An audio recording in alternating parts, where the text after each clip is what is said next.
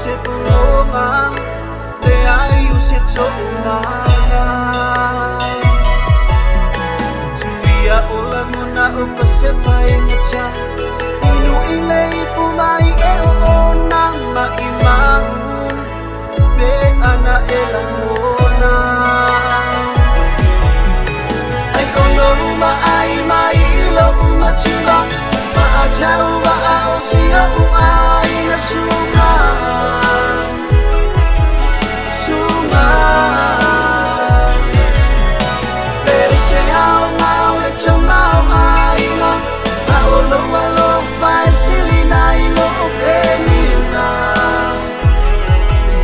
Sunga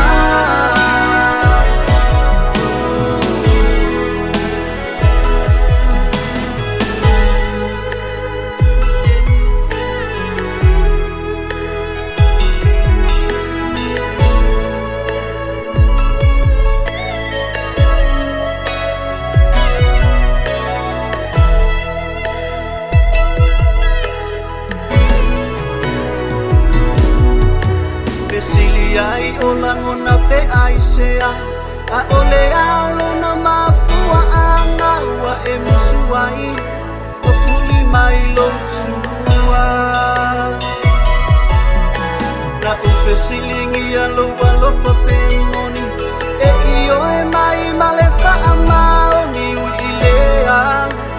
Lea tua na te taui Ai ono uma ai mai ilo uma chiba Ma a chau wa a o si a u ai na sunga Sunga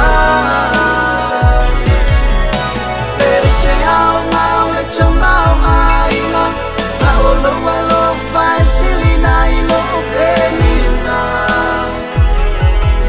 Sunga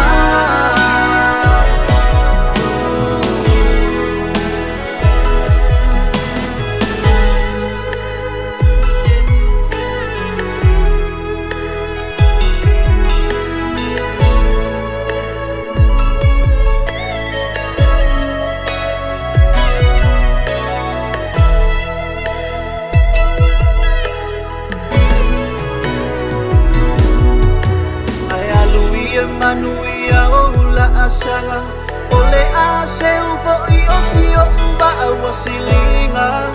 Si o fai valea ua asa